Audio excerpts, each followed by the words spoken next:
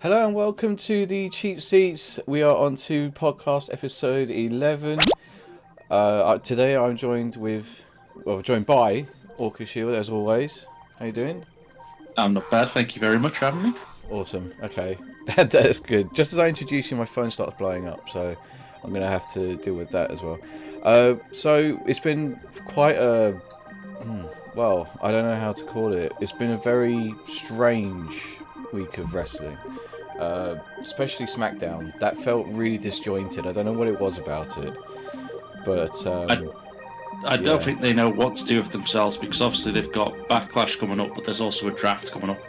So you Mm. can't really start any new rivalries until after the draft. No, I think that's what it means. When I did see it, I thought, okay, it for the majority of it was fine, but it just felt so like when we're playing GM mode and we have to just smash people together and just do Yeah, save, anything to just make. save stamina.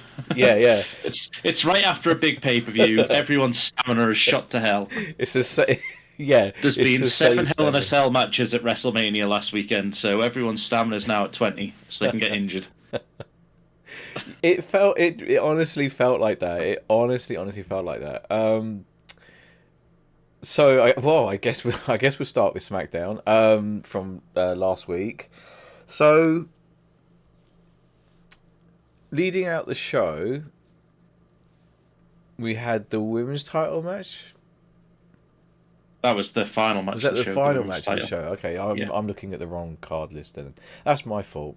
Oh, we had LA Knight versus AJ Styles, right? Yep, that was the opener. I did not enjoy the result of this at all. The result was predicted. It's a very Yeah. predictable result. You're not going to put No. babyface LA Knight against babyface Cody Rhodes. No, of So course not. all this does is extend this feud. Yeah. Um, it'll be interesting to see how they get around this backlash of Paris or wherever it is, because you've got France.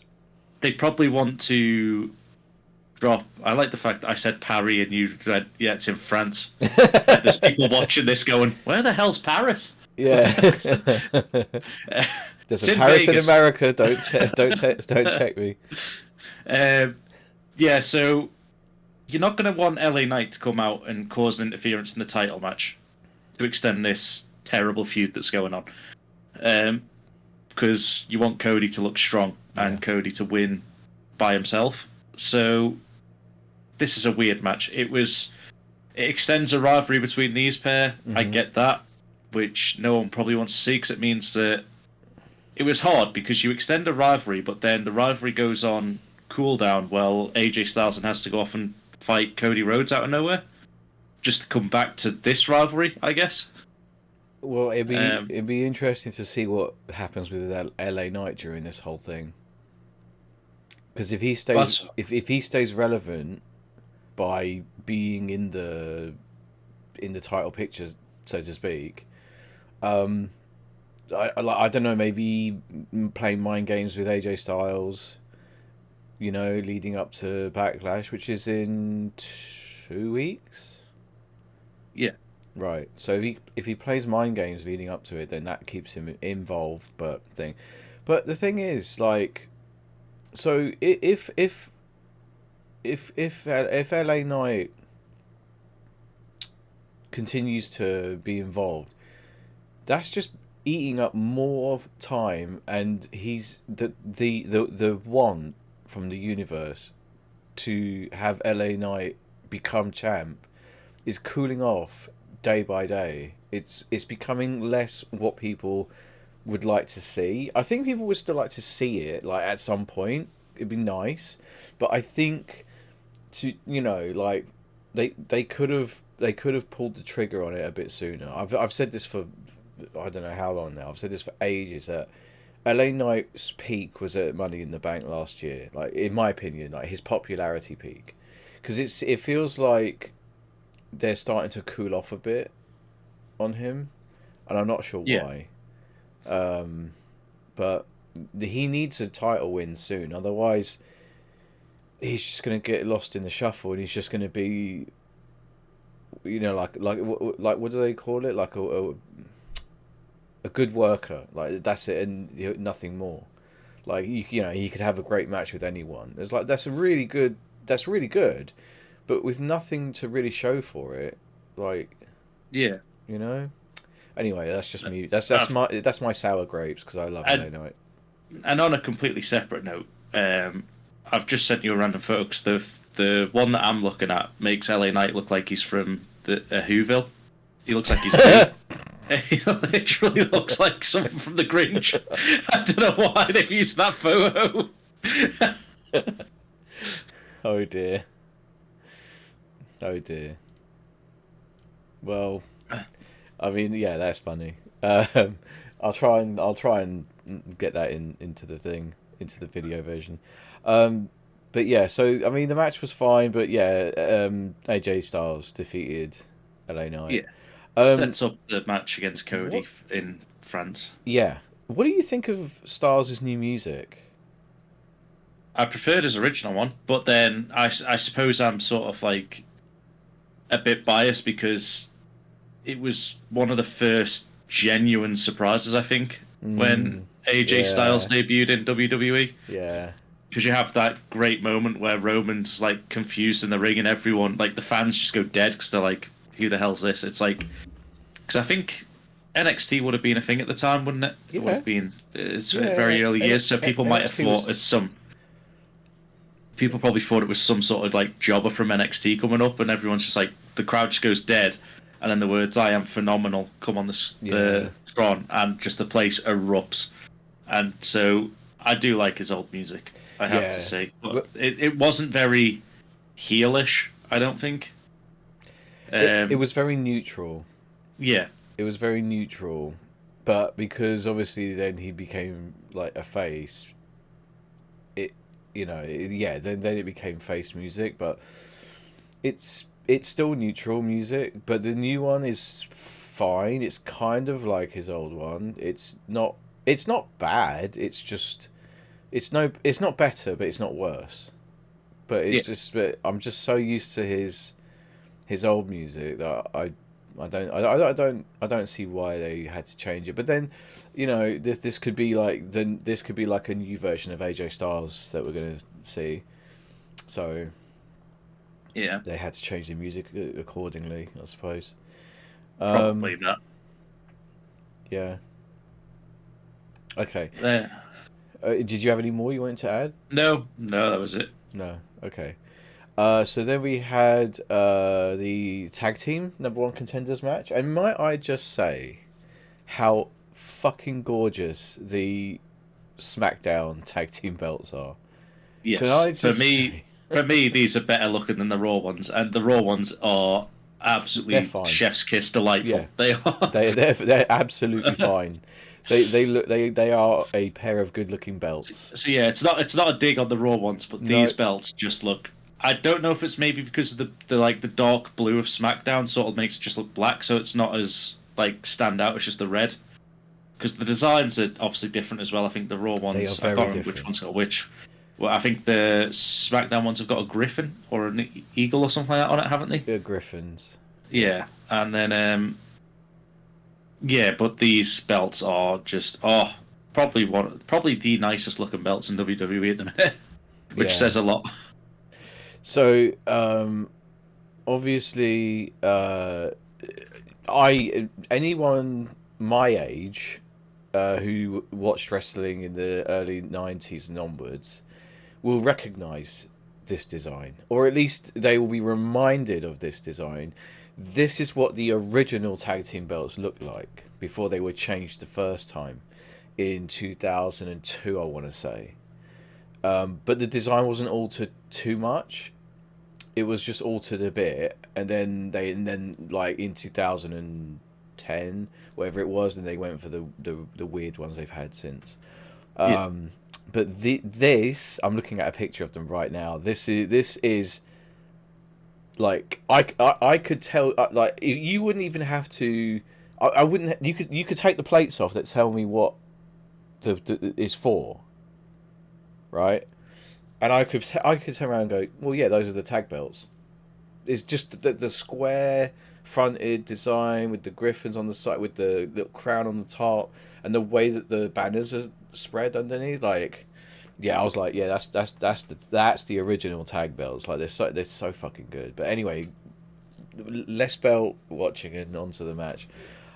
So we had it was a how many teams was it? 3 or 4? Fatal four way. It's a It's a fatal fatal four-way four-way tag match. Okay, so we had AOP, New Catch Republic, the Street Profits, and Legado del Fantasma. right. Okay. Chaos, pretty much. From what I can see. it's what you expect from a fatal four-way tag match. It was Yeah. bodies everywhere, chaos, anarchy. I still don't know how much I like multi-man tag matches. Like, Right. unless it's like a tornado tag style where everyone's involved right from the off, and which this descended into. Yeah. But I don't like the whole. There's only 2 teams in the ring. I have to tag out, and I need to tag a random team in, so my team now don't have a chance in winning. Yeah. It makes no sense to me. No. So for me, that doesn't work. It has to be tornado. It has to be everyone involved from the start. Because I've made it abundantly clear on GM mode and universe mode. I love a multi-man match. It's just more exciting. There's just more that can go wrong. There's just more that can. It's just fun, right? But yeah, definitely. Because I don't know if you remember, there was a same thing, elimination tag match back in the it was either 99 or 2000. It was one of those. It was around then, and you had like the New Age Outlaws versus like the Headbangers versus whatever, and the New Age Outlaws. So they tagged each other in, and then one went to pin the other, so that because they'd win. And then... Yeah, they did that a few years ago as well. Oh, The right. New Day. Okay. New Day did it. It was Xavier Woods and Kofi Kingston, and they looked like they were going to square off against each other. Oh yeah. And then Kofi just lay on the floor, and Xavier went straight into a cover, and everyone just piled into the ring to break it up. Yeah. So that's making a point of how ridiculous that is. But anyway, so the Street Profits won, which I don't know. I would have said if they hadn't been winning with Bobby Lashley and stuff, I would have said like, why, what, but they have been winning, so it's not unreasonable for them to win here. The thing is, what are the Pride? What are because they're a good bunch of lads that like to hang around with each other. Well, they started off as heels, then they sort of went face in the feud with the Final Testament. Yeah. But they still dress in their like all black heel gear and all that, and it's like, what? Yeah. So now you're gonna have a heel versus heel against Street Profits and Grayson Waller and Theory or A-Town Down Under? No, I think their faces. I think the short-lived heel thing they did is probably been like quickly like swept under the rug, because obviously they're more charismatic, more entertaining, and everything more as faces, because they can do the face thing, where they're like involved with the crowd and stuff, because they've got the charisma to do it, to get the crowd on side. I mean, but I think, I don't think being he. I think it was more of like an experiment, and as heels, it just did not. Yeah, it didn't go. So I think they've quietly and very quickly reversed that. So they're good guys now, and that might be why we had Bobby Lashley. Because people like Bobby Lashley as well, and I think that's why they had that reversal, that sort of face heel reversal at Mania as well. Like put them up against a actual like heel tag team. Because I remember we were talking about it going in, and we were like, well, they're both heel teams. What's happening here? And I think it was just to sort of let people know, it's like, no, Street Profits and Bobby Lashley are actually good guys. We kind of messed up with the presentation. I think it was just a presentation. They were acting and they looked like heels, and then all of a sudden they're not. So yeah, I think it was a creative mistake, and they've managed to fix it. They've managed to fix it. So yeah, Street Profits won. But if anyone can find that match highlights on YouTube, I suggest you go and watch it. There was some really impressive stuff. Really good stuff, especially from Tyler Bate. He was just, he's a strong boy, and he was just doing some mad shit. Like I don't know which of the AOP it was, but he got them up into the airplane spin. And for anyone that isn't up to date on the characters, the Authors of Pain, the AOP, Akam and Rezar, they're two gigantic blokes. Like, they're massive. They're over 6 foot, probably well over 250 pounds. You know, which is what, I don't even know what that is in stone. Probably about 18 stone. Like, they're Probably, huge. yeah, 18, probably even close to 20. Yeah, they're massive, right? And this Tyler Bate, he's probably what, about 5'10". He's not very big, right? But he's powerful, like, and he just lifts one of them up onto his shoulders and spins him round like he's nothing. So that was good. And Montez Ford just, you know, defying gravity left, right, and centre is always good to watch. One thing, just so that we don't miss it, one thing throughout the course of SmackDown, there was a lot of storyline happening with Solo Sikoa, Paul Heyman, and Solo's new. He calls him an MFT, and people are trying to work out what that means, because I don't know if he got it wrong. I don't know if he used the wrong acronym, but people are trying to work out what that means. And motherfucking tank. That's what he is. yeah, that's better than what some people have put out there. People put out My Family Tree. Doesn't make any sense, but you know. So there's been like so intertwined in between matches there are storyline scenes, shall we say, between these guys, and they're looking for Kevin Owens. So the next match, and you called it a while back, Orca. You called this a while back, but it's slowly coming round. Was Carlito versus Santos Escobar, because Carlito is still part of the LWO, although it's starting to seem like he's not happy in the LWO, or he feels like he's been, you know, whatever. He feels like he's been let down basically by his stable. Santos Escobar wins, because of course he has to. But yeah, I don't know. I feel like I feel like it sort of was just to quickly push the fact that Carlito is probably going to leave the LWO at some point. Yeah, he'll snap at the others, I think. Yeah. So we should also add then that before this match took place, that Solo Sikoa and Paul Heyman came to the ring to do a promo, but Solo Sikoa did not let Paul Heyman speak on the microphone. He used the microphone, and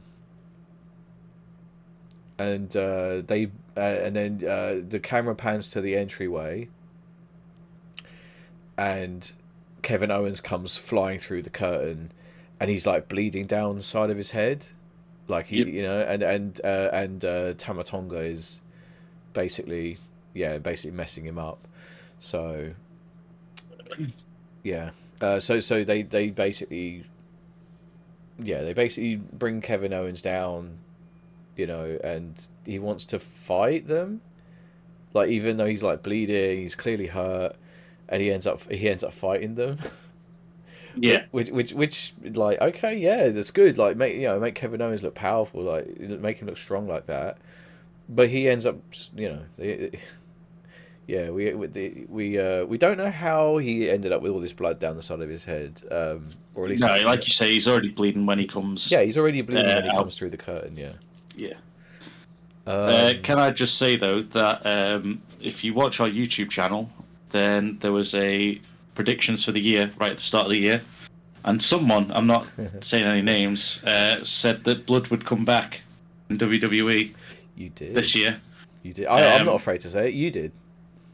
You Yeah, did. You called it was me. It was me. Yeah, you called it. Yeah, you said that we would see this. I don't know how you knew, but yeah, great call. Now we are into the Triple H era. It's someone who clearly has a mind for what wrestling actually is, and not what Vince McMahon thought it was. You know, we've got blood back. It's not it, but the thing is, they're doing it. In my opinion, they're doing it tastefully. It's not everywhere. It's not every match. Yep. There's no hardcore. You know, it's used sparingly, and when it's used, But it's effective. it's effective. Yeah, yeah. So that's really, really good. So sorry. Yeah. So quickly going back to this little story segment. When Kevin Owens is thrown through the curtain, he is already bleeding. Whether he's actually cut or it's special effect, I don't know. I didn't sort of. I think it's a legit cut because it gets worse the more the beatdown goes on. As you can see, Tamatonga working the cut. Yeah, it gets more and more down, like heavy down the side of the head. Fair enough. But I feel like, because obviously we know some people do get busted open the hard way, like Brock Lesnar when he busted open Randy with his elbow. Yeah, that was and stuff like that. awful. So there is times when they do get like done the hard way, but at least with Triple H bringing it back this way, because everyone knows like wrestlers blade or used to, and even in AEW they do now. Yeah.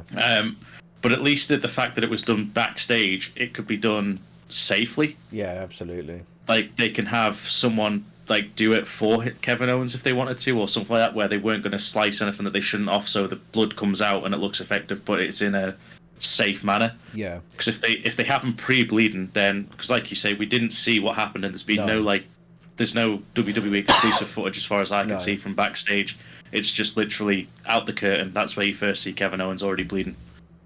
That's right. One of the things also I'll add is just because I watch a lot of documentary, a lot of my time, a lot of my media that I consume outside of like anything else that I'm doing, like if I'm not playing games or watching TV with the wife, I'm watching wrestling stuff. So I watch a lot of interviews, a lot of documentary stuff.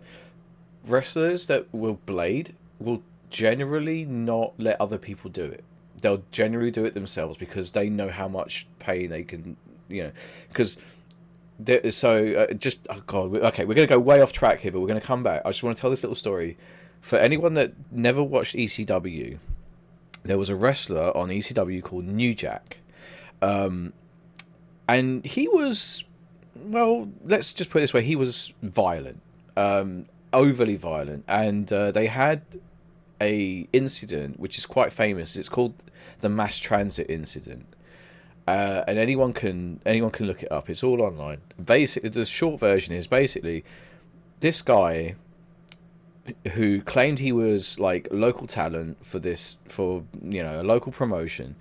He somehow got backstage at an ECW show and said that he wanted to, work a match or something. Paul Heyman was like, "If I can find something for you, I will." Then I think one of the ECW regulars couldn't make.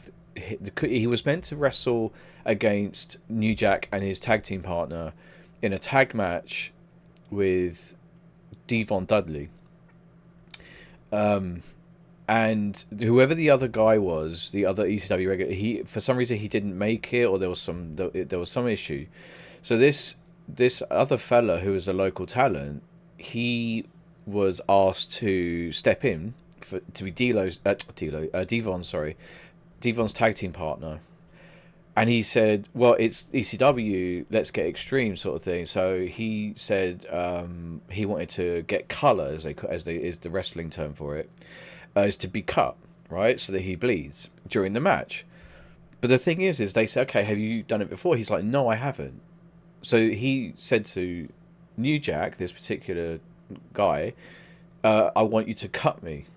Now, you don't turn around to someone who probably does cocaine before they go out to the ring to cut you. And and this guy was I wouldn't be surprised if he's actually properly killed people before. Like, he's so dangerous. Anyway, they go out to the ring, they start having the match, and then it comes to the point where this guy wants to be cut. So New Jack's got like a scalpel, like, kind of knife, and he just unzips his forehead from one side to the other, and this guy is just bleeding everywhere. They then find out he's not a local talent, he's just a fan, he's also a minor. So New Jack has just assaulted a minor. Like, I shouldn't laugh because it's not funny. I shouldn't laugh, but it was one of those things where just a sequence of events led to and during this, and because it was in one of the Dark Side of the Ring episodes, this is how I heard about the whole thing.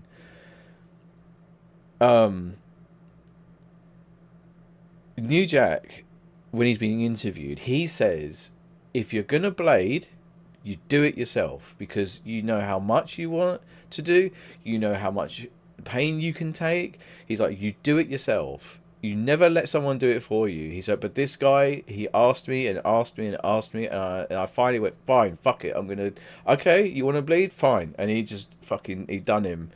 And this kid, he was after, like, when he was like surgically put back together, because New Jack had cut him so badly, he lost like feeling in his forehead. He had PTSD, like he had like terrible stuff. Like, that bit's not funny, but it's just one of those things where it was such a wild incident, you know, Yeah. and it's infamous now. It's truly gone down in history. So. But yeah, that was my little story. So in regards to blading, you're right. They will do it safely, and it will be sterile. But however, they will do it themselves because they know how much they can take, and it will usually be somewhere in the hairline as well. Because I mean, look at the state of some Dusty Rhodes, bless him, Dream. His forehead was absolutely fucked. And the same with like wrestlers like Abdullah the Butcher as well. He looks like someone pressed a waffle iron on his forehead. It's terrible. So anyway, coming back to SmackDown.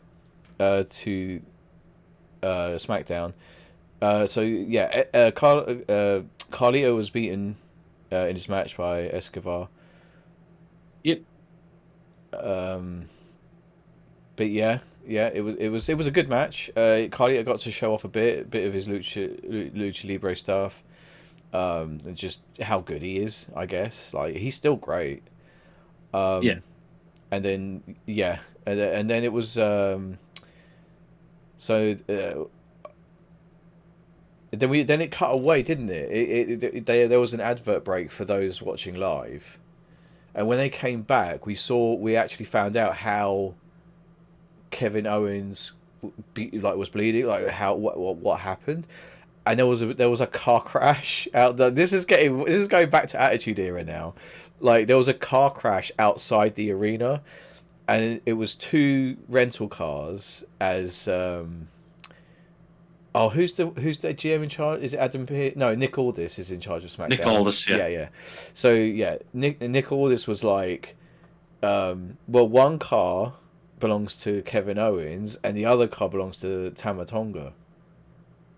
So he's like, you do the maths. Yeah.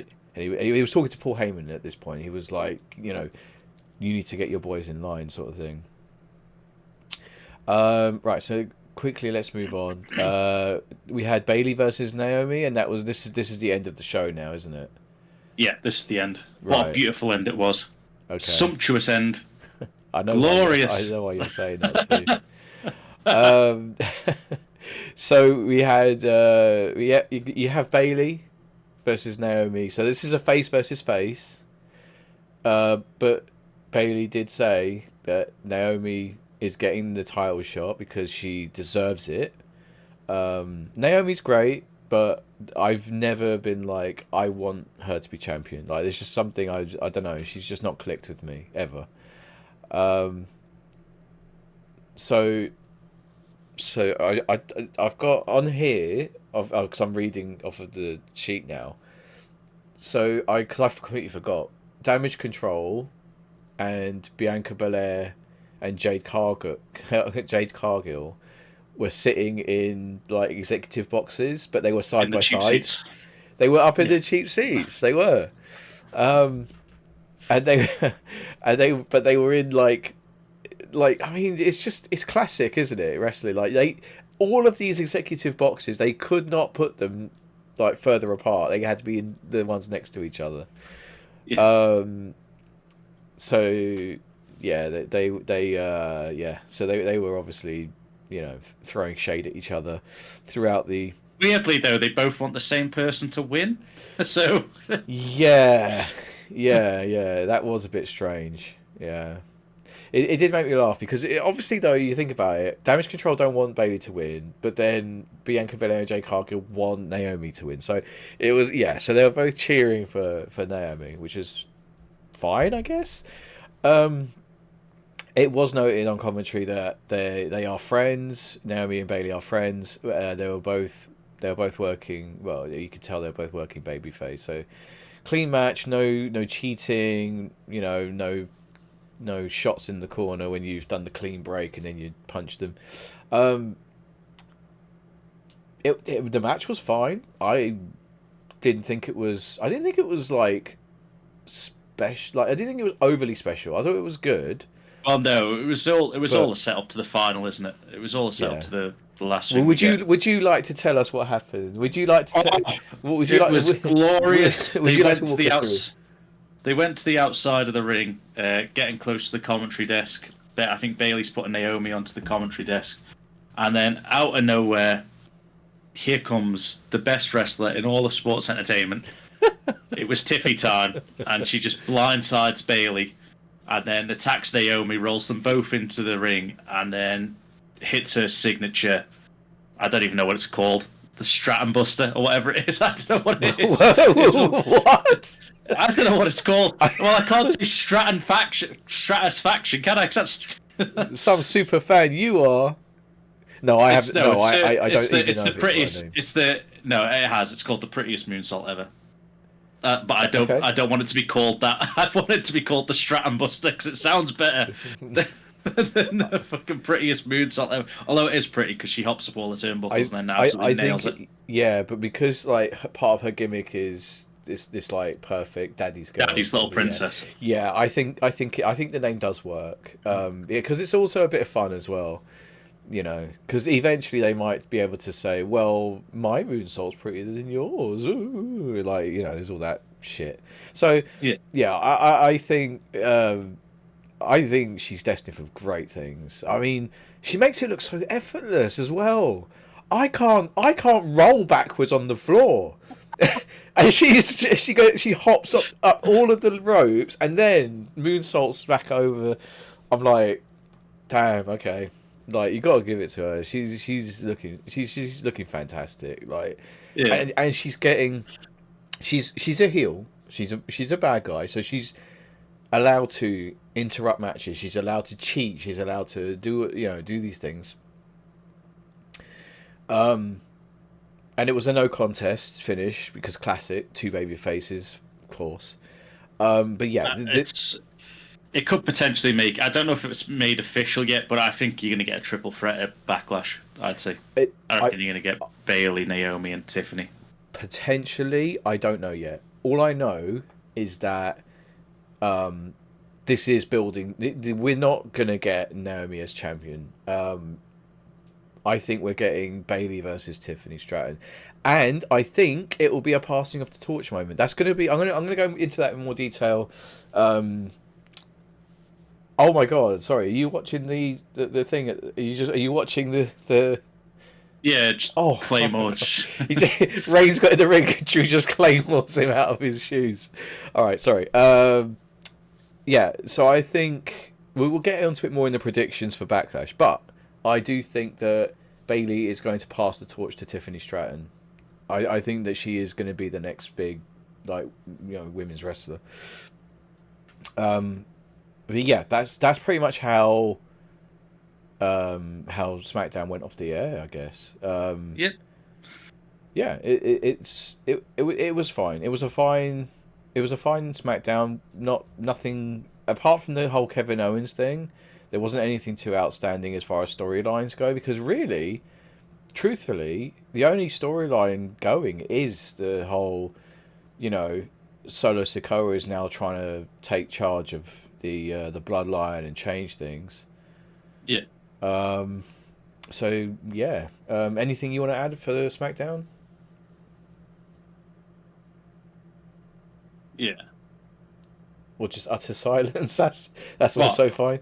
I said you cut out, so I couldn't. Oh, sorry. I said, is there anything you'd like to add for SmackDown? No. Yeah. I heard that. All I heard was that's it. And I thought that was like.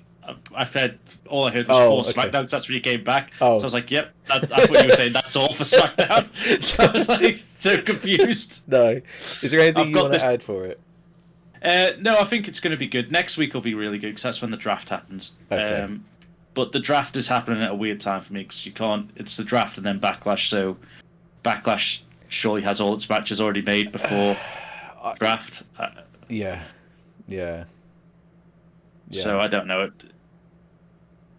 Yeah, I don't really know what we're gonna get at Backlash. I like you said, the draft is happening right before it. I think that's absolutely stupid. The draft should happen straight after Backlash, or it should happen on Raw and SmackDown. Like they should have their drafts then.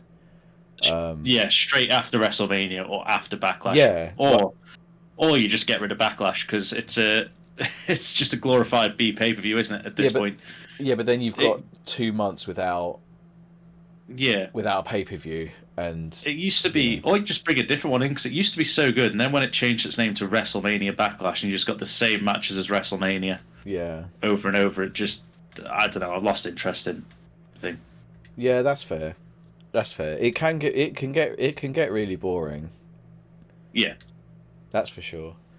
All right, so let's move on to Raw, and that is we're 2 days removed from Raw now.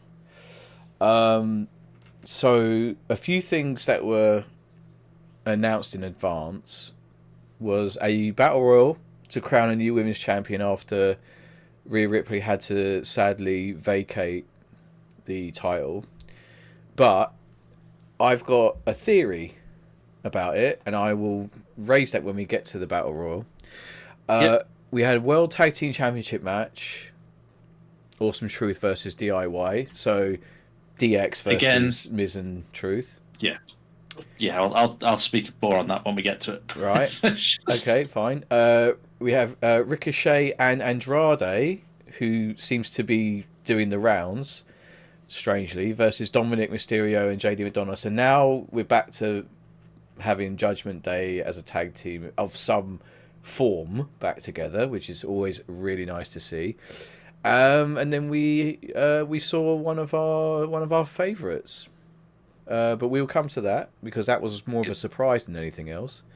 So, opening the show, Jey Uso comes out for a yeet promo, but he didn't really get to say much before the World Heavyweight Champion, Damian Priest, who as far as I can remember, wasn't actually on last week's Raw.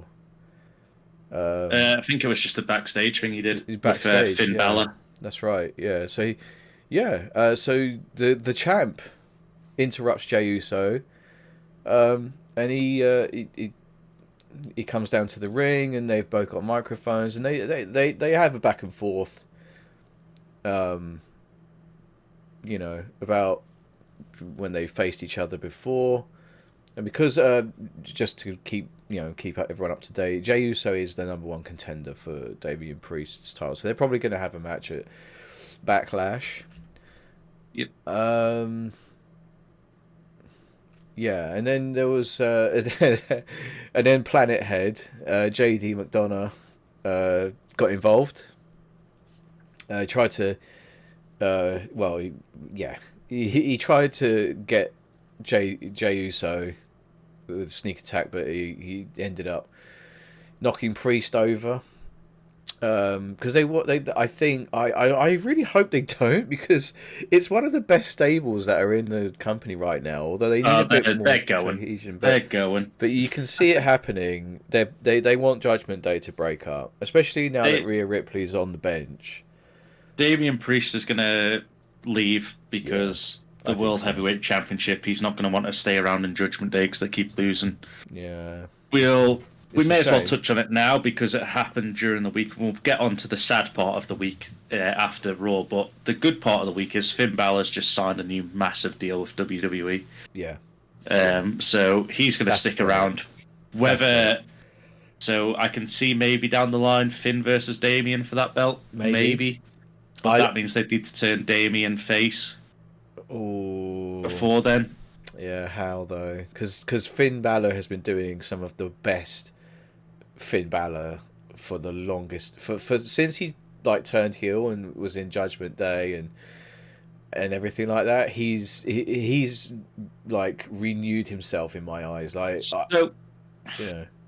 To quickly go off on a tangent like we do on these podcasts, if now that WWE under the Triple H regime have started referencing other promotions, other brands, this, that, and the other, do you think there's a chance, they can't call it this, by the way, but do you think there's a chance they bring back the Bullet Club in WWE? Like the original Bullet Club, because you've got Finn Balor, you've got AJ Styles, Shinsuke Nakamura's there, you've got Gallows and Anderson there. If you wanted to break up Judgment Day and have an absolute dominant faction, you could easily bring the Bullet Club back under a different name. Even if it was you can't really say the OC because that was what Gallows and Anderson were always calling themselves as the original club. But you could bring back an absolute unit of a faction with them. You could. I don't know if they'd want to. There's a couple of thoughts I have about that. Is that Shinsuke's been doing the jobs for people that have just come up and various other people to further their feuds. He's literally the middleman, so he's not doing anything at the moment. AJ Styles is currently in his feud with LA Knight and Cody Rhodes. Finn, once Judgment Day drops, Finn will be on his own again, or he may tag with JD McDonough for a while. I would love to see a sort of last hurrah of the original Bullet Club. They won't call it that, of course, but the thing is the majority of the people you've just mentioned are heel right now, or they're neutral, they're not heel or face, so they could easily do it. You could even if Judgment Day split up, you've got Finn, and they may welcome new members like Bullet Club do, but you could have Finn that sort of starts it as the Prince again, because that's what he was, and he was one of the main. He was the original leader, I think, or one of the original leaders of the Bullet Club when it first came out.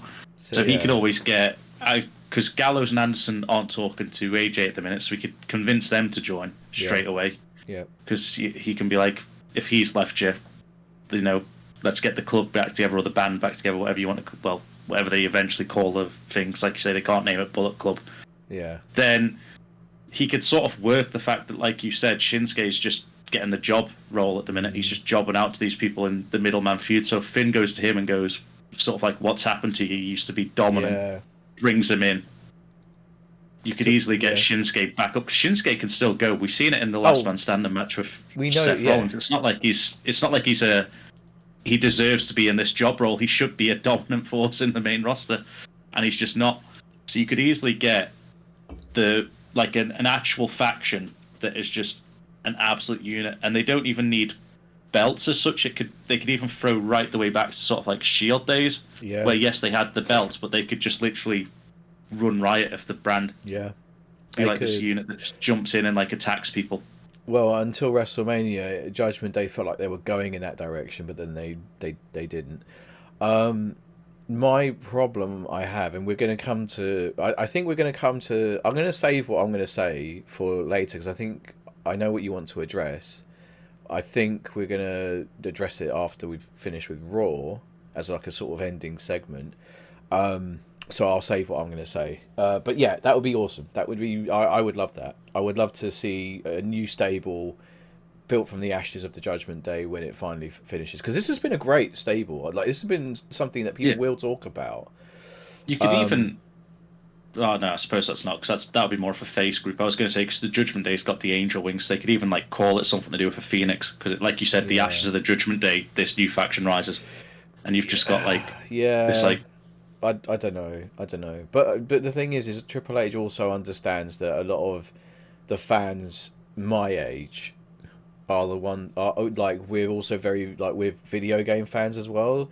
So he's not like against like having that sort of anime / video game sort of, you know, vibe for some of these factions. But anyway, but yeah, so it going back to the segment between Priest and Jey Uso. So JD McDonough actually like takes out Priest. Yeah, he looking considerably pissed off as we go to an advert break. I don't know. I feel like when Priest is talking on the mic, I don't feel he's quite found his speak. Like, I don't think he's found his promo voice just yet. I find it hard to be invested in stuff he's saying, which is absolutely crippling for a champion. But yeah, you know, they, it was fine. It was a fine opening segment.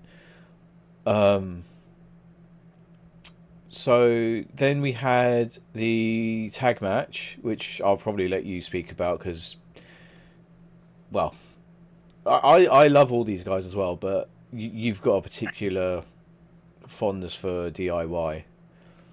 Yeah. So I'll let you. I won't take anything away from Awesome Truth, because they're a great team and they're doing what they do. My biggest issue with this match comes in, why did it have to happen Monday night? Yeah. You've literally... I know that Triple H likes these condensed, really short pay-per-views now, or small match card pay-per-views, or PLEs. And then... So, why did this... When you've got Backlash coming a few weeks away, why are we having title matches just chucked in on Monday Night Raw? Yeah. It feels like if you've brought these brand new belts out, these brand new, like, fantastic looking belts, you've split the tag belts up, so you clearly want to put emphasis on these two divisions are going to be fantastic going forward. Yes. They should take center stage of this first pay-per-view. Yes. You should have tag belt open it, tag belt in the middle. Obviously, your main event's probably going to be Cody versus AJ or whatever, because it's his first title defense. Oh, absolutely. But you could then put, at least have the tag belts littered in there, so it's like getting the recognition they deserve on a main brand. Yep. Like on a pay-per-view. So why it was done on a random Monday Raw makes no sense to me. But the match itself was good. You had the meet in the middle, which looked like they were going to pick up the win and grab the belts, and until Miz drags, I think it was Ciampa off the cover. Yep. And just drags him out of the ring. Good, hard-hitting moves. These two clearly know each other. They get on well. They've done a lot of house shows together and built up this chemistry, because the match flow was very good, I thought, between the four of them. But then again, they're all four very experienced members of the roster now. Oh, yeah. That should be doing this. The ending is what sort of probably gets a lot of the attention because Gargano goes over and like congratulates Miz and R-Truth for keeping that friendship, and Ciampa just walks away, turns his back on them all. Yeah. I hope they're not going to split DIY up already and do run back the Ciampa Johnny Gargano feud. No. They need to keep them together. Yeah, I think we're gonna get Gargano and Ciampa as a heel team. I think because you can't turn R-Truth heel. No one will buy it. Or Miz at this point. Miz as well. Miz has done everything. He's now literally keeping the wheels going by just. Triple H will say, "Hey, I need you to be a heel today." He'll go, "Okay, I'll be a heel. I need you to be a face today. Okay, I'll be a face." And putting him with R-Truth has been amazing decision making, and we love it. It's true. It's one of the best parts of wrestling, is allowing people to just be funny. If they are naturally charismatic and funny, they can be funny, right? Yeah. So, I think we're looking at although I will say at this point, seeing that, I was like, that's more like the Tommaso Ciampa I know. But Johnny Gargano has always been good guy Johnny Gargano until he wasn't. Yeah. However, we're seeing this in the women's division, which again, I don't know why it's a thing. We will say this every week. The women's tag division needs to be binned off because it's just pointless, really.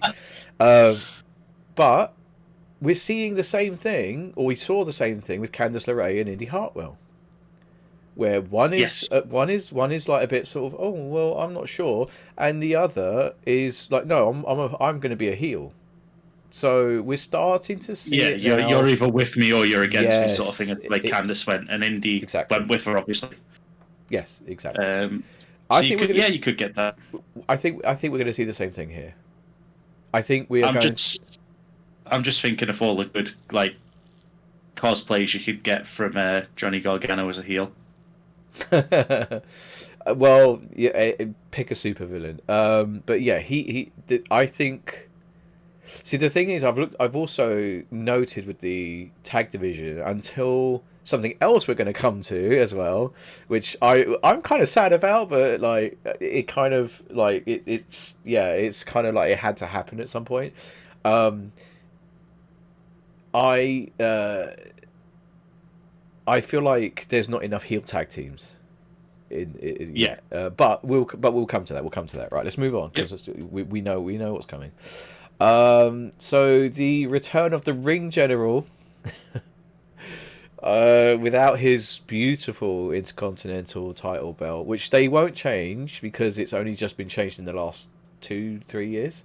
Yeah, that'll stay the same. Yeah, although I will admit, if they're going back to how previous belts look, I hope to God soon that they change the Intercontinental belt. The current one's fine. It's not great, but it's not as good as it could have been. Because the old one really had some, some prestige on it. But hey, it's fine. It's better than the fucking horrible bright red Universal belt or whatever it was. So, yeah.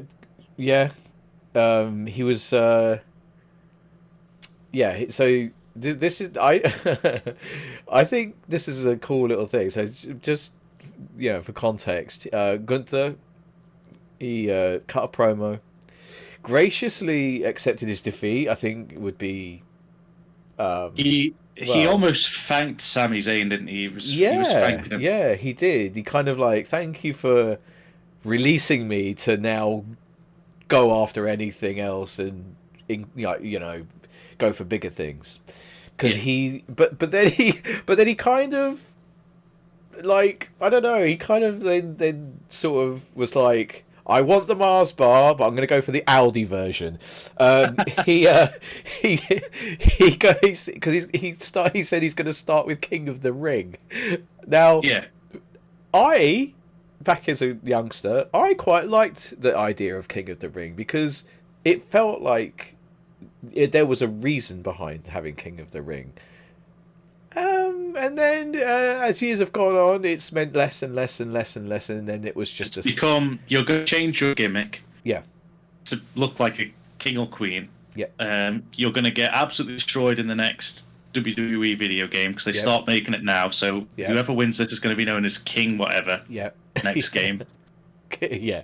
So because just to preface the last person who won King of the Ring was Xavier Woods, and I don't.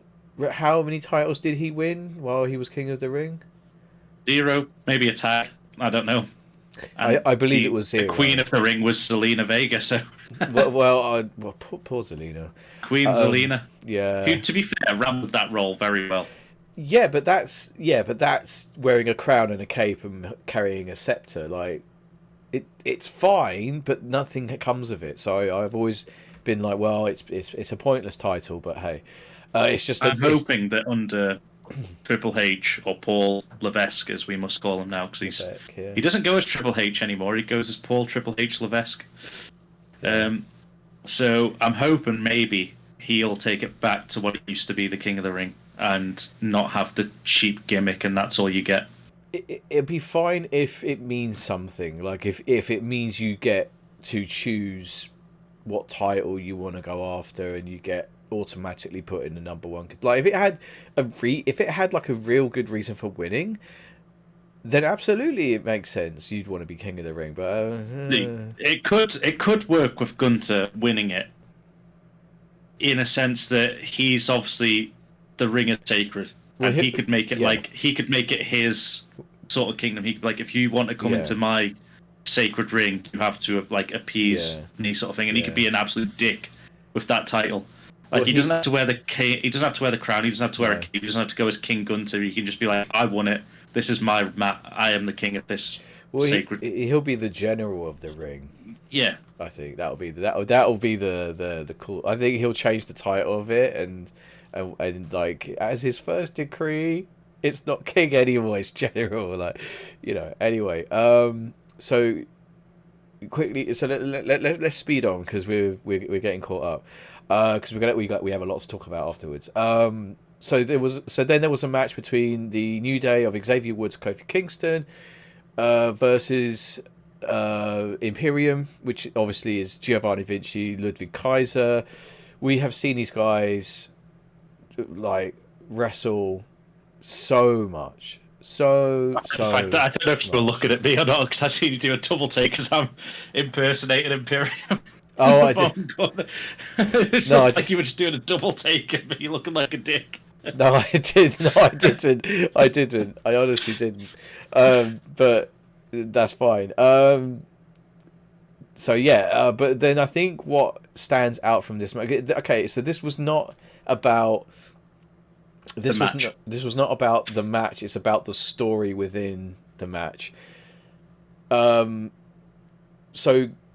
Xavier Woods pins Giovanni Vinci, who has for weeks and months been taking the fall whenever Imperium loses. Whenever Imperium wins, Kaiser has been getting the pinfall. Whenever they lose, Vinci's been taking the pin. And I think we've seen the last of Imperium in this iteration. Because after the match, Gunther he looked angry and disgusted. He walked out on the rest of Imperium, and we think, oh, is that it? Is that the end of it? But then there was more. Ludwig Kaiser just started to dismantle Giovanni Vinci. So that's it. You can tell the chemistry between these pair as a team. Yeah. But in the beatdown itself, because they went a little bit harder, Kaiser could go a little bit harder on Giovanni, sorry. And then the very last thing you see when he comes sprinting back down, when his head's like draped over the steps and just drop kicks it. Yeah. Like the trust they must have between each other for him to pull that off, and just at the speed he pulls it off at as well. That was special. And the selling from Vinci was great. He actually looked like he'd been like legitimately knocked out, and he couldn't move. Like he was, it was very, very good. They did a lot of research into how to sell that the best. And then Kaiser walks backstage, and I had to put my phone up to my ear while I was listening to like and he basically goes up to him and he was like, "I told you that I'd get it done," or something like that. Yeah, I So took care of the problem or something like that. yeah, something like that. It was And Gunter just smiles at him. yeah, he gives him a nod of approval. So new version of Imperium coming soon. Yeah. I don't know if it was then or if it was later on in the night. I think it was then as well. 'Cause you see, Kaiser basically goes off walking. Yeah, it must have been straight away because he's still drenched in sweat. Yeah, And Adam Pearce basically comes out and says, "You disobeyed direct orders from my staff, this, that, and the other, and attacked like a superstar after the match. Come to my office and bring your checkbook because he's getting fined." And Kaiser just looks at him and just smirks and goes, "Money well spent." Yeah, Just walks off. That's great. That's great. That's great shithousery work. I love it. I absolutely love the backstage stuff they're doing at the moment. It's so good. I would think also both Nick Aldis and Adam Pearce are great personalities as GMs. Yeah, they are. They don't have to, because you don't have to do a lot. Because like we as fans know that these two people aren't the ones really booking the matches. No, They're not. Yeah, we know. So that. they're literally just a personality on screen that does it. But they are both very charismatic people. They're very good. takes you back. It takes you back to the likes of Eric Bischoff and when Paul Heyman was in and stuff like that. They're people that are good on the microphone. And so I think it's great them pair are there. Yeah, I will just add as well that when we talk about wrestlers being funny, Xavier Woods and Kofi Kingston, like New Day in general, the three of them are just very funny. Like they get it. Like they get it as well. They're very very good. Because when they were told that they were facing Kaiser and Vinci. Xavier Woods was like, "No, we fought them so much already." Like he knows it's wearing thin, he knows it's not thing, but it's okay. So then we had Drew McIntyre cutting a promo, I believe. Doing his best CM Punk impression again, cross-legged in the ring. Yeah, dropping his pipe bombs onto the ring mat. Yeah, but then. Not very far through his promo, Sheamus. Too many lies. Yep, Sheamus with his old music, which I'm so happy about. I'm so happy. He comes out and Drew McIntyre. You could tell that they've got banter, right? You tell they got banter for days. They've known each other for a long time, and so they know what they can say to each other and like the limits they can go and stuff like that. Yeah. So one notable thing was McIntyre said to Sheamus, instead of banger after banger, it's burger after burger. And I was like, fucking hell, like. But have you seen? Did you see the tweet? This is going a bit off, Brad. Did you see Sheamus's tweet shortly after? No. He put when he wins the King of the Ring tournament, he wants to be known as this, and he put the advert for Burger King. Oh yeah, Burger King. Yeah, no, I did see that. Yeah, I did see that. Yeah, but that's good. Like it's good. Like he's owning that. He's not letting anyone think. He's like, no, I'm gonna take that and I'm gonna have fun with it. Because let's be honest, Sheamus is also in the twilight of his career now. Right, he has to be. I actually want him to be around for a lot longer, but the truth is that this is probably one of his last major runs. He's getting more injuries now because he's obviously getting older. His body can't bounce back, and he's also starting to become like a film star. He was in Teenage Mutant Ninja Turtles. He's done other stuff. Yeah. So he gets taken away for long periods of time to film if he wants to do that. Yes. Which, to be fair, you can't blame him because he's going to be able to extend his career by being a film star now, because your body can go a lot longer making a film than it can in a WWE ring. Absolutely, but that's the best part about it, is that Sheamus isn't going away, like as far as retiring or anything. He's a WWE guy to the end, I think. We'll see some good stuff from Sheamus. I'm just gonna go on record now and say that I think that we're gonna have Drew McIntyre and Sheamus as a proper tag team as the years come on, I think we're going to have them as like a proper tag team. And can I just say, yeah. going back a little bit, that I would pay good money to be as, in quotations, fat as Sheamus. Yeah, I know, right?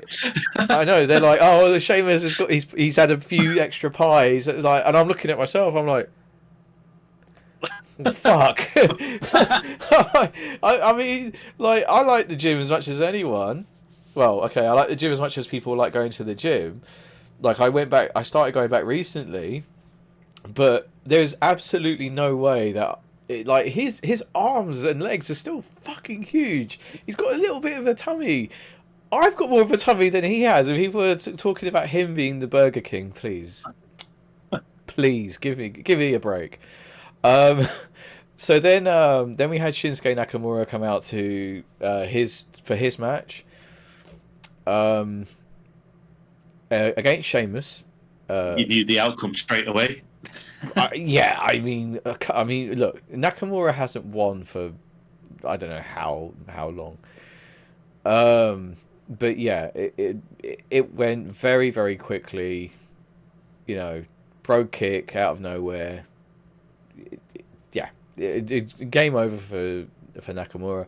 Sheamus wins. But yeah, Sheamus versus McIntyre appears to be on the cards, which is interesting. As long as that's not what they have planned for Clash at the Castle, we need Drew McIntyre to win the belt at Clash in the Castle. Get it off Priest already. Just put it back on Drew. I don't think so. I think Priest is holding the title. I think he's holding the title beyond Clash at Castle. I think Clash at Castle, you're going to get a really good match between two hometown. Well, I say hometown, two local lads. You know, Drew McIntyre is his hometown, but Sheamus is Ireland is just like right next door. You know, I think they might be going for that, really. But let's move on. Let's move on quickly. So there was a backstage segment after the match where Bronson Reed basically attacked Sami Zayn.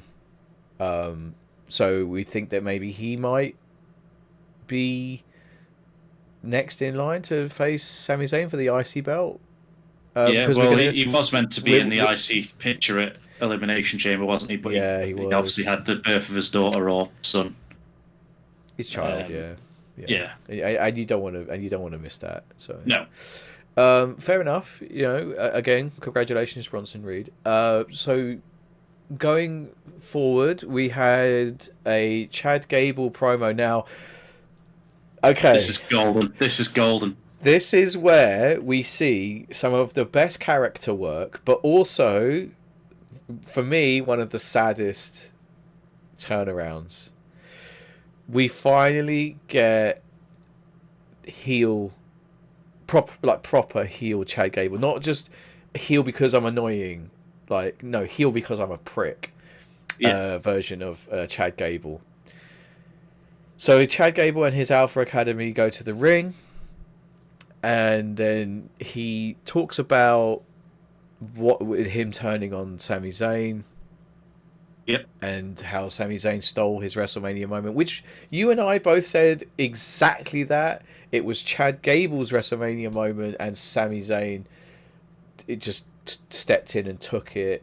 Because we didn't want that, did we? That was not what we wanted. I don't think anyone wanted it. No, not at all. Chad Gable then basically said that this iteration of Alpha Academy is useless. Otis is a massive letdown. Akira Tozawa is a joke. Maxine Dupree couldn't find her way out of a paper bag with four sides. You know, with four exits. Sorry, yeah, he was like really verbally abusing his Alpha Academy, who kind of just stood there and took it, which, yeah, okay, fine, they have to, I suppose. But he said, like, you're going to follow me now, right? Like, he's like, you're going to do everything I say, and you're going to do it when I say it. So I don't know how I feel about it. I'm glad they're giving Chad Gable more TV time. I'm glad that they're doing something with him instead of he just gets lost in the shuffle again. Mm. But I don't see, apart from, and I think some people have alluded to it, I think we know what Alpha Academy 2.0 is going to look like. But I can't see Maxine Dupree, Akira Tozawa, and Otis staying with Chad Gable after that. It's a great promo if people want to, see it. But again, like people have said, okay, they need to take the leash off of Chad Gable. They need to let him be this horrible monster heel, like like a really really awful human being. They need to let him be this, this guy. But at the moment, Alpha Academy are on side. They're now technically a heel stable, I would say. Yep. Chad Gable's definitely a heel. And yeah, it could be something. It could be something really good. Yeah, and I think the only it gets made better later on in the show, but we should touch on it now. That you kind of feel, and she's playing the role. We said this long ago. She's playing her role so well. Yeah. Maxine Dupree has taken a beating over these last few weeks between what was said to her from Candice LeRae to then what Chad Gable was saying last night, and she does look like she's legit upset, which is obviously either a really good actress or it is affecting her a bit. And you sort of felt like after the house show when the fans were being dicks towards it, they might have either kept her away from that sort of light or played against it to make her feel wanted in WWE. But we did get to something later on that we will touch on before. But it's I feel sorry for her. I do as well, but I also know that this is all scripted. Like Chad Gable, the person, does not actually think this way about her. Like we know that. The deep down, taking the story aside, we know that. So the fans were cunts. Like they were just absolute dickheads. Can't control that. But the storyline that they're going with and the whole Candice LeRae thing, we know as soon as cameras are off, the thing, they're hugging, they're chatting, they're all friends. So, right. But, yeah. Right. Moving on. Ricochet and Andrade versus JD McDonough and Santos Escobar. What? Wait. Santos? That's not Santos Escobar. That's Dominic Mysterio. What the fuck? Why does the title say Santos Escobar? Okay. It had to be. It was Santos Escobar. Santos stepped in for Dom because he's legit hurt. He's got his arm wrestling. Oh, okay. All right, fine. I didn't know that. I didn't actually see the match. I just saw the highlights. I saw him talking to Ricochet backstage, giving him shit, and then having a stare down with Liv Morgan over, obviously, like Mami had to relinquish the belt, but so they lost, and Ricochet finally got a win, but he had to do it with Andrade's help. Ricochet's been winning for a bit because he's had this. Ricochet's been like the downfall of Judgment Day. He's beat JD several times. He's beat Dom several times. Yeah, they've all of a sudden got it. There was a spot. I don't know because I might be mixing it up with a different event now.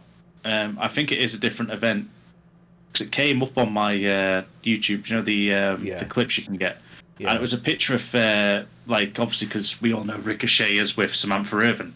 IRL, and he says sorry to her or something like that before he hits a somersault, a splash onto the announce table. Yeah. But I don't know if that was in this match because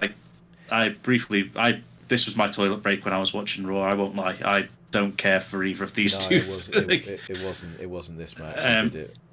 But if you look at that video, if you look at that video, the table just doesn't buckle where it's supposed to. So he hits it and then just lands right on the corner on his stomach, and it's like, and he bounces off. Like he bounces. Yeah.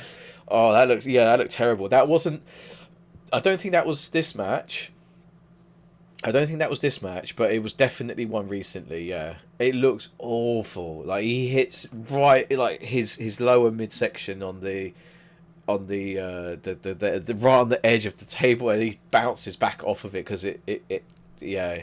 Oh god, please stop doing that, Ricochet. Don't give your don't like tear your fucking yourself in half just for the sake of a spot. Please don't do that. Yeah, so yeah, Ricochet and Andrade. Andrade is just doing the rounds. He's just teaming up with anybody. Hey, you need a partner? You know, like, hey, you want to tag? He Like, hated AEW so much he wanted out, and WWE literally have nothing for him. yeah, well, I mean, okay, so it might be a case of okay, they don't have anything for me right now, but at least the production's better, the atmosphere's better, you know, the people are nicer here, like, you know, I'm like with my wife. yeah, like yeah, he yeah, so that could be a big part of it too. We don't know.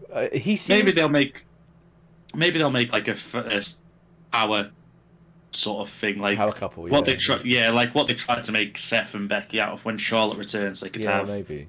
Andrade and Charlotte as the power couple. Maybe. I mean, he's great, and Andrade is still doing. He's still insanely great. talented. It's just it feels like he's wasted at the minute. He at the in this moment he's kind of feud. yeah. At the moment he's not doing much, aside from like, you know, like just Because it started off. tagging with people. It started off, yeah. It started off with him trying to like convince Dom to join him away from Judgment Day. Yeah. Then all of a sudden he teamed with the LWO against Delgado Del Fantasma. So really, all he does is hate Santos Escobar and all of this. Yeah. Maybe we'll get something there, but who knows? Yeah. But yeah, it would be cool for Andrade to actually get something. But like I said, he's probably, although like you might think he'd be frustrated coming back to WWE and again just not having any direction, but it depends on like. But AEW, like maybe the atmosphere, the like, just there was just a lot of things that were just a no go that don't exist here, and he's like, okay, at least here, although I don't have any direction right now, I have this, you know, and yeah, it might just be grass is greener, you know. So then we had the we had the battle royal for the vacant women's championship that Rhea Ripley had it's to before vacate. before this battle royale is just prime Triple H era now. They love this like fixed camera that just follows people for long periods of time. Yeah. And it starts off with an interview backstage, and it's is it Kathy Kelly? She's doing an interview with I can't remember who it is now. I can't remember. And Becky Lynch comes walking past and sort of like picks up the microphone from her, and then just goes, because all of a sudden there's like a fight between Nia Jax and Liv Morgan. Right. That's breaking up because everyone's waiting for this title match. So Becky Lynch just takes the microphone from Kathy and just walks, cutting a promo, walking towards the ring.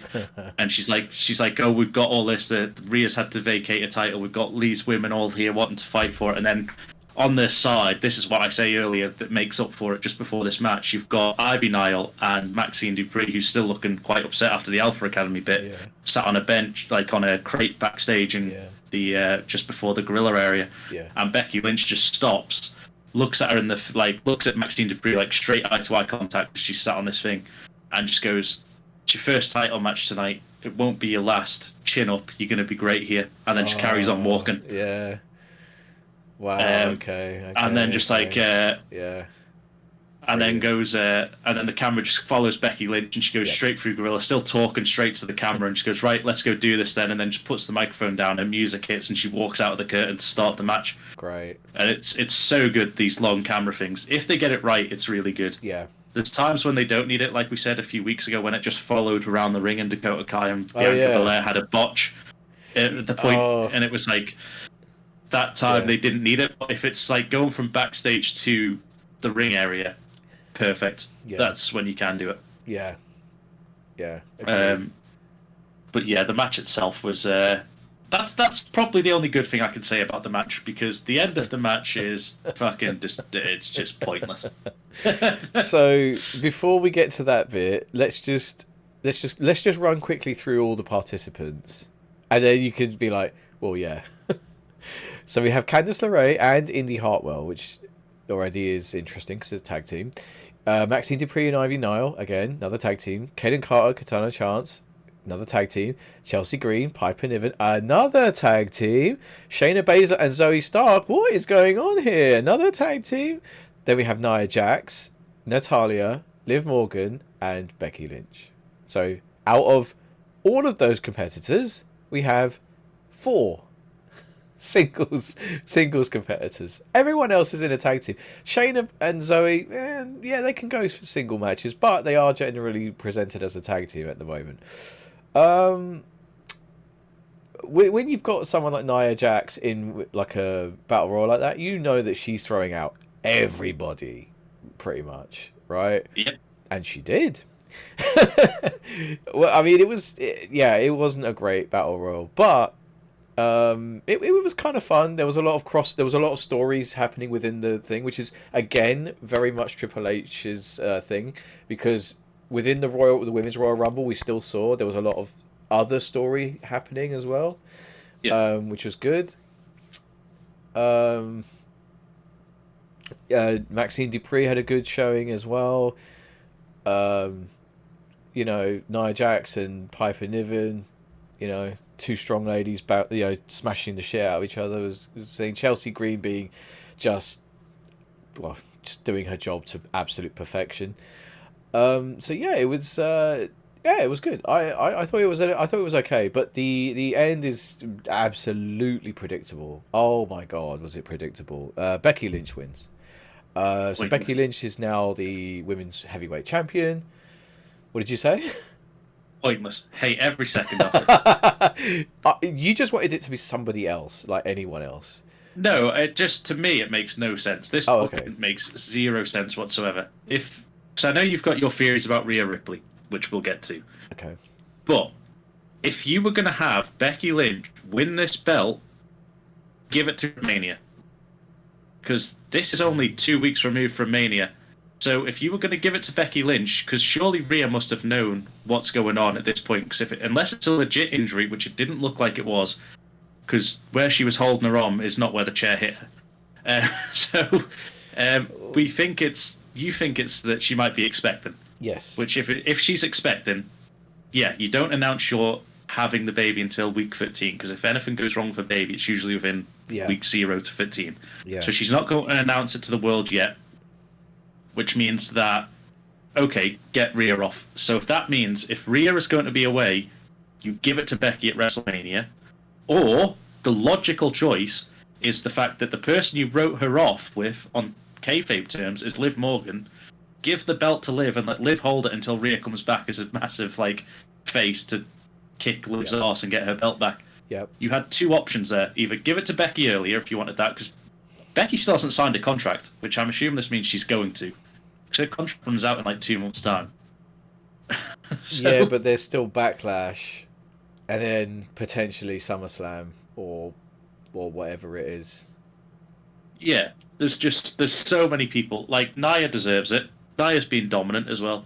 This is the worst booking, and I know what they're trying to do. It's because obviously the draft's coming up. They need someone big on Raw now that Rhea's not going to be there. Yeah. So give it to someone that's like Becky Lynch, already established.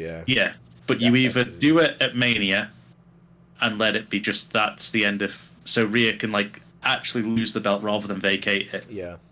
Or you give it to someone that makes sense story wise and not someone that Rhea's just flattened at Mania. Yeah. Yeah. Yeah. I mean, I don't know. I just feel like they looking at the field, looking at the roster, Lynch was the best person to put it on in regards to stature within the division. But yes, storyline, it should have gone to Liv Morgan. It should have gone to Liv Morgan's storyline. The only thing is as a casual fan, I would not believe Liv Morgan could defend it for that long, for Rhea Ripley to come back, win the Rumble, and then take it back off her at Mania. I cannot, in my mind, I cannot see Liv Morgan holding off Nia Jax, Piper Niven, Shayna Baszler, I can't see her holding unless there's absolute bullshit shenanigans and she gets into But her own yeah, version of damage control. I can't see it happening. So and not even damage control, but she could go full heel at this because we yeah, all suspect that Rhea's going to come back as a babyface, so she doesn't have to be winning clean no, against these people. She but could get DQ, she could get count outs, she yeah, could but do for whatever how she likes long with that belt. before people start getting bored of it? Because we have to wait now till the next Mania. I think we have to wait until the Rumble at least for Rhea to come back and win the Rumble. That's what. That's that. I'm doing like 2025 booking now. Rhea Ripley comes back at the Royal Rumble, wins the Women's Royal Rumble to face Liv Morgan at Mania, right? The only thing is how do you keep Liv Morgan champion for all that time, believably? Like even cheating, how do you? Like the But rest she of could the also division she will could just drop the belt like halfway through the year and then get it back before thing. okay, all right. I mean, yeah, if that happens, then fine. Like I retract my previous thing, but There's nothing saying that Liv has to hold it all the way, but in terms of this story, you've just had Liv write Rhea off in kayfabe terms, yeah, I know. just to lose the match to get the belt. I, yeah, I know. But then you see now, if Liv beats Becky, it puts a bit more on Liv being a believable champion because she's beaten a an absolute pillar of the women's division in Becky Lynch. Becky can go back to doing like her best work, which is helping get the new talent over, doing some of the stuff she does. And it also allows because don't forget we've got Charlotte Flair coming back at some point. You know, Depending on what brand she's on. again, well, the draft. This could be a Charlotte Flair, Becky Lynch thing, but we don't know. But we'll see. It was fine. It was okay. But that was the final match of Raw. Yep. We Um, should point out as well that we've been missing that through both SmackDown and Raw, we have been getting these spooky glitches everywhere yes, yes, yes, with yes. QR codes and all sorts coming up, which makes Yeah. it seem you Interesting that they forgot use a about QR us. code. Yeah. Yeah, well, that's how they brought Bray Wyatt back, wasn't it, with the White Rabbit? They had a Yeah. QR code which kept going to like locations and stuff like that, and like if you looked at Google Earth, there was like just a bunny on the floor or something like that. Yeah. It was like so they went like full out with that. So it'll be interesting to see what that faction Yeah. beholds. Obviously, we're assuming that Bo Dallas is going to be the lead off it. Yeah. Whether he's going to be Bo Dallas or Uncle Howdy, we don't know. I think he's going to be Bo Dallas. I want it to be Bo Dallas, and Alexa Bliss. Yeah. I want it to be them. Well, I think you're going to get the Wyatt Six. I don't think it's going to be, which is Okay. what Bray Wyatt wanted originally Yeah. with his rebranding of when he came back after Yeah. the Fiend sort of went away a bit, and he Yeah. came back as the White Rabbit. I think it was going to be the Wyatt Six was going to be his next thing. Yeah. So he rebranded everything on Twitter to Wyatt Six Yeah, as well. he did. Yeah. Yeah. Yeah. It sounds like it would have worked too. A big stable to rival, Judgment Day and any of the others that are in the division right now. Rumors are you've got Eric Rowan coming back. Yeah, he hasn't done anything for a Braun while. Braun Strowman might come He's back into it. he's on hiatus as well. Yeah, I think if you get them pair, Bo Dallas is free, Alexa Bliss is Yep. the female off it for 4, Yep. and then you need two others to go in. I mean, there's a lot of NXT guys that have Joe the Gacy would fit perfectly. yeah, Joe Gacy. I would have said Josh Briggs, but then he's injured, so Yeah, so not him. and there's a lot of talk as well about free agent broken Matt Hardy coming back. They can't use Matt Hardy. That would be great to have him back, but they can't use him in the Wyatt Six. They can't. I know he was the delete. He was part of the deleter of worlds, which I thought was fucking great.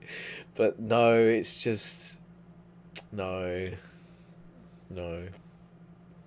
But you could always get 2 females in there. Yeah, you could. I don't know who, but they could. They could. If they wanted to make the women's tag anything or mean something, they could put it on the Wyatt Six. Yeah, could do. Although, to be fair, you could also just go for 5 members and then the 6th person be Bray Wyatt. Yeah. Because you could keep his memory on. They could, like, it doesn't have to be, you don't have to see. Spiritual member, yeah. Yeah, you don't have to see him. You just know he's the one that's he's the one that's the leader of this group. That's who they're doing it for. Right. Okay. Yeah, that would be nice too. Right. So we're currently at 1 hour and 30 minutes. So we'll try and keep this next bit somewhat concise, but we have to talk about the future Endeavored group. The post WrestleMania releases. The post Mania releases. I'm not surprised at least 3 of them. I'm not surprised. I will be honest. It's, just speaking how I feel. 3 of them, and your support. You've got one of them as your background picture. I am not surprised. It didn't surprise me when I saw those names. There's been more than that.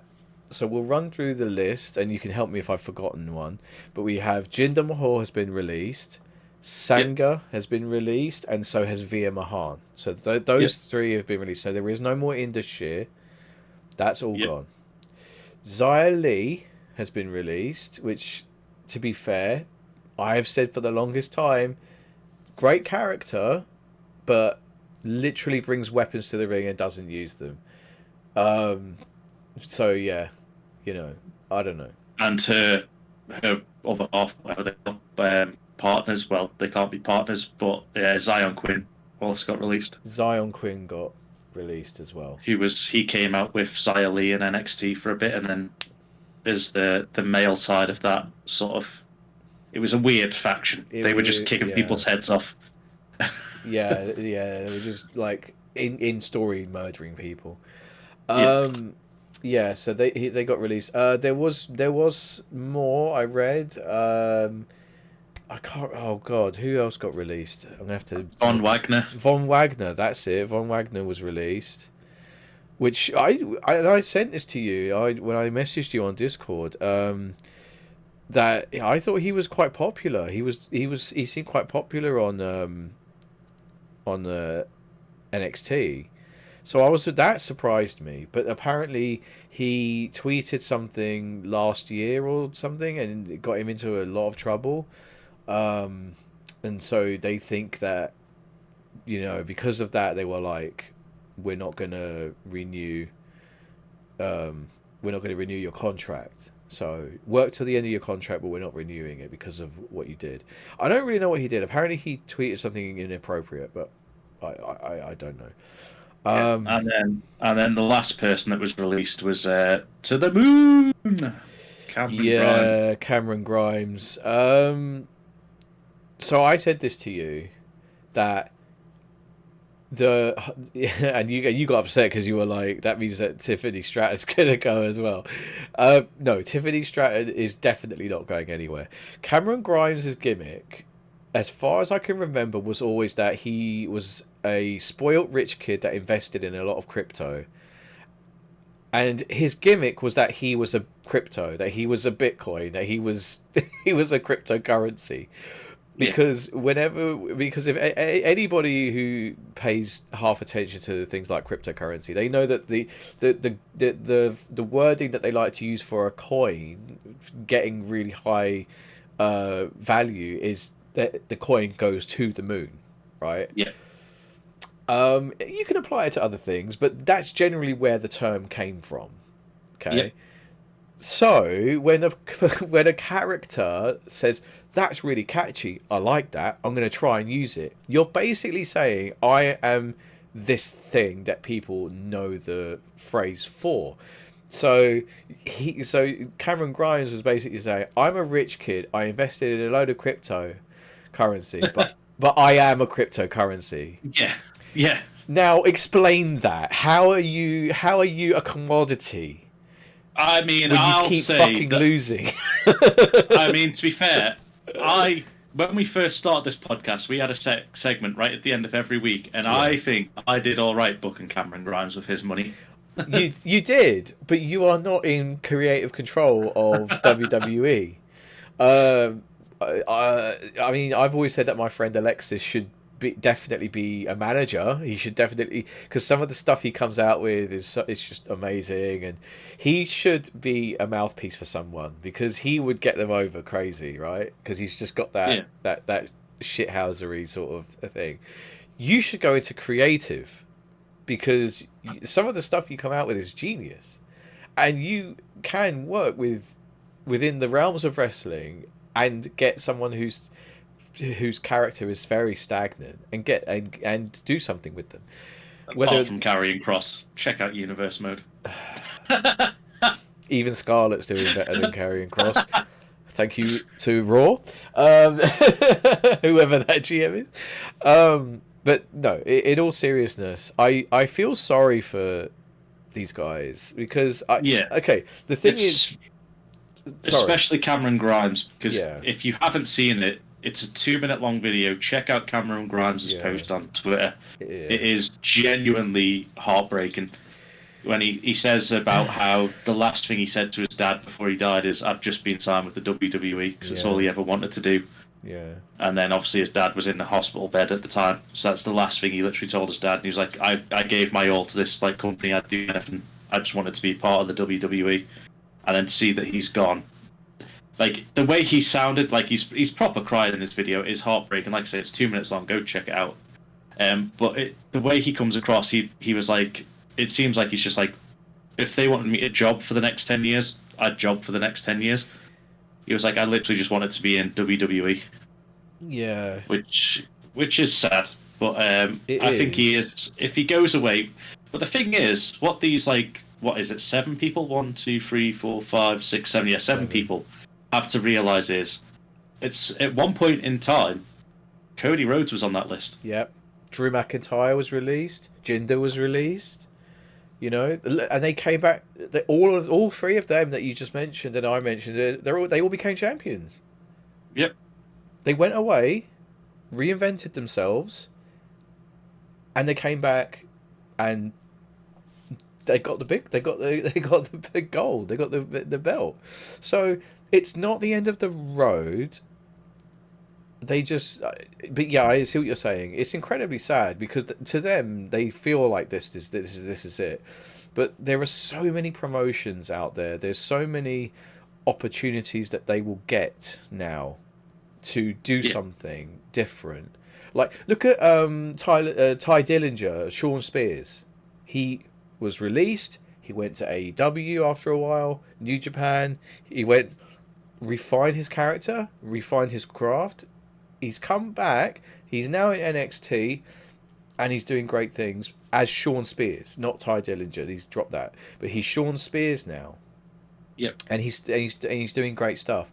And I think there was a point where he actually, like, even said how like disillusioned he was and angry and upset, you know, at the WWE that they released him after he did everything he was told. It's like, yeah, you do everything you're told because that's your job, but Yeah.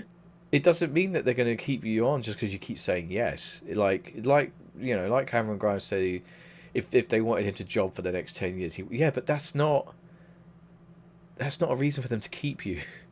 You know, Yeah.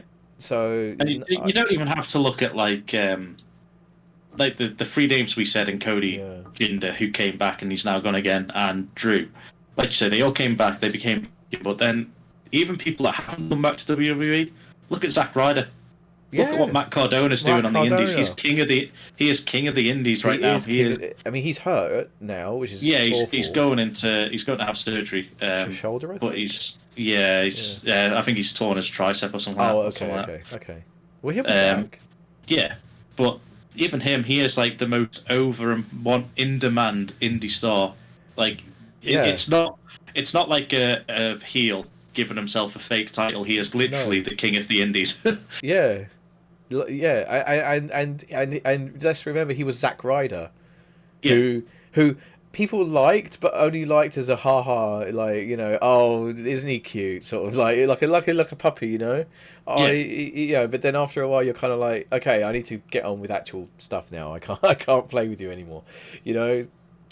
Because I was a big Zack Ryder fan, at the time, and then when he left, and I kind of followed what he was doing for a while, and I was like, holy shit, like he's doing like King, because he called himself King of the Death Match, because he was using the light tubes, and he was using like all the weapons and shit, yeah. like, and then he became King of the Indies. Yeah, I would be So, surprised if at some point we see him back. yeah, I think Cameron Grimes will come back. I think Von Wagner will come back. Um, Maybe Xia Li. She'll do so. I think she might go back to New Japan or something like that, maybe first, and then come back. Maybe, Um, maybe. but because there's no denying her talent. She's got it, and her kicks look legit, like they would kill like Yeah, 10 men. yeah, So it's not like these were like poor people that are like, oh yeah, we can get rid of them. They're going to be nothing. These are most of these could be legit talent. The ones that aren't coming back that we'll touch on before we end up, because I know we're going a bit long, is Indus Sher took to Twitter in very different styles. So Jinder Mahal put "I quit, Maharaja out." yeah. And Okay, right. but then he Okay, also that's nothing. That's nothing. but then he also updated his bio saying free agent 90 days, which is, fair enough. Yeah, That's that's fair nothing. enough. So Jinder Mahal hasn't cut any ties with WWE in that sense. Not really. I mean, V the fact that he said "I quit" is like, we know you didn't quit, dude. Like, Yeah, but yeah, but I think that's just a bit of fun. Like, yeah. I don't think.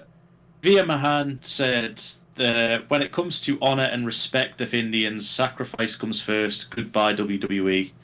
And then he put, I don't want to read that because I'm probably going to butcher it, but he put something in. I'm guessing. What is it? Is it Hindi that Indians speak? I don't know. I don't want to insult people. A few different Yeah. ones. So he's put something in a foreign language that I don't want to say Okay. because I'll probably butcher it. Which I'm assuming just means bye bye or something like that. 'Cause it's JAI, and then something else. Okay. So I'm guessing it might be bye bye. So again, maybe Via Mahan might come back. Stanger, on the other hand, has burnt all his bridges instantly when he put a video out on social media smashing WWE and the company as a whole, saying that the company is not giving opportunities to Indian talent, but only needs them for viewership ratings. Oh my god. I mean, okay, right. So the thing, all right, as okay, as a neutral party, I could turn around and say I see where he's coming from. Yeah. I see where he's coming from. The fact is when did okay? I would then say to him, well, when did you sign with the WWE? Who was in charge when you signed? Yeah. And he would say, oh, well, I signed in this. And who was in charge? Vince McMahon. There's your answer. Yeah. And you've been released now. Why were Yeah. you not on TV? Was it because Vince wanted to break into the Indian market, or was it because you just weren't good enough? Oh, it wasn't because I wasn't good enough. It was because it was Vince's idea and it didn't come off. Well, yeah, there you go. There's your answer. WWE now is now under a completely different ownership, completely different managerial style, different leadership. It's under different, under new management. Yeah. You were signed and brought in as part of Vince's WWE. And Yeah. he was just trying to break into the Indian market for the cash. That's all he was doing. Yeah. Sorry to say it, but that's true. That's the truth.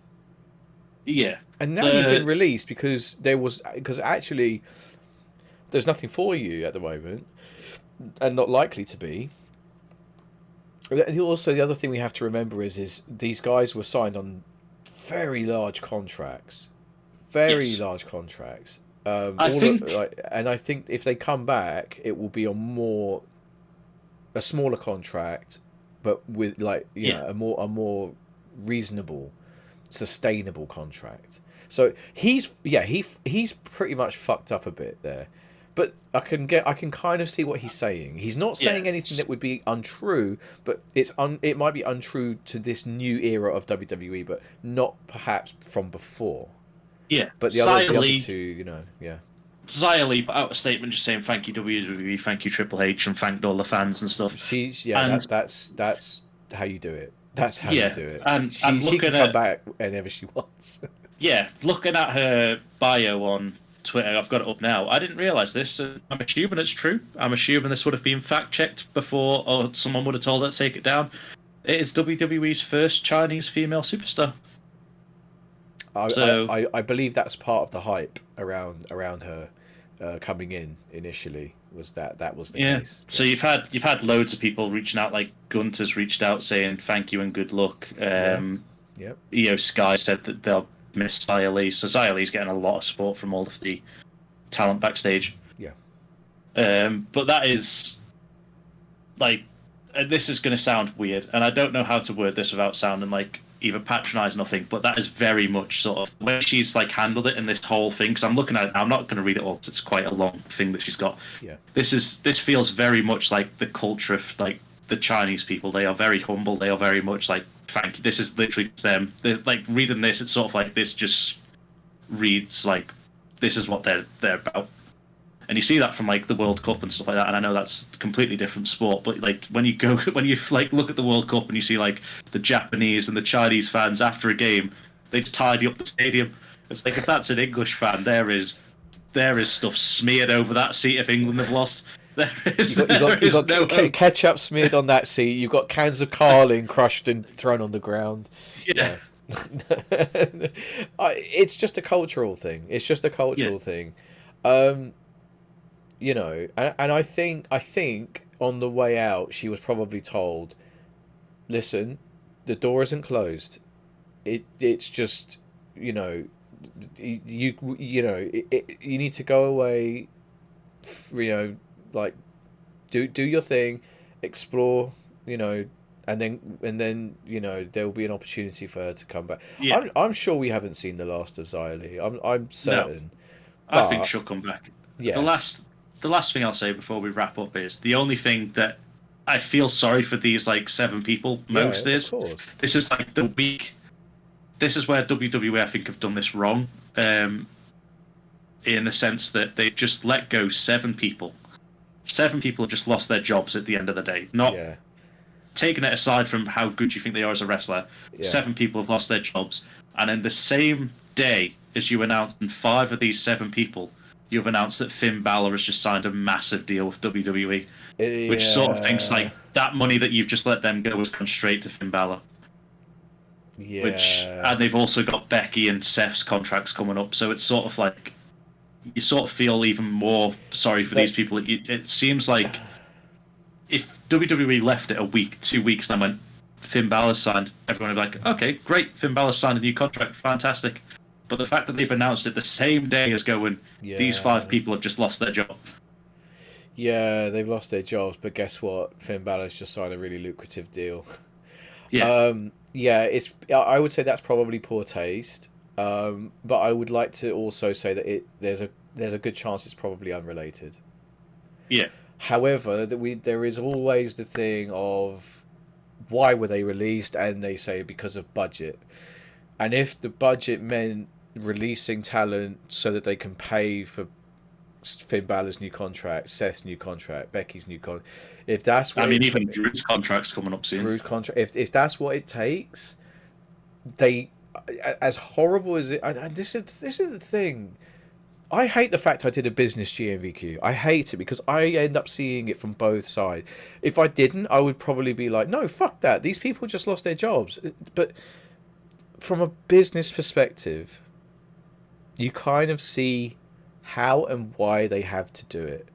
If they want to keep Drew McIntyre, if they want to keep Seth Rollins, if they want to keep Becky Lynch, if they want to keep Finn Balor, if they want to keep all these people, and the negotiation has got down to the fact that they want more money, to make that money, if you have to let people go who are not even close to being on TV on your plans, you make the sacrifice. You let them go. Yeah.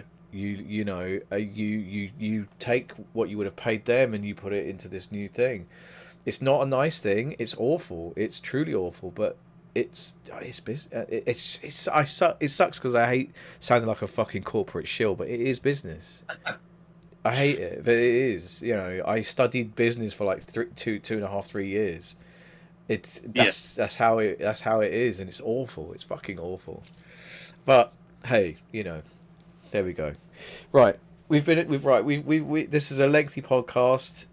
It is episode 11. I forgot to change the fucking title of the podcast on the video version. I will fix that in post somehow. Don't at me. But yeah, but this is so we've had a very exciting last couple of weeks in wrestling in general. I guess Raw and SmackDown were good shows, good progression to storyline, and then a bit of behind the scenes sort of stuff happened as well. So yeah, so that we will see you all again. We've got a universe mode that is steadily being pumped out. We've got the trading cards as well. The trading cards video. And trying to edit them all today. no, that's okay. You can take your time with those.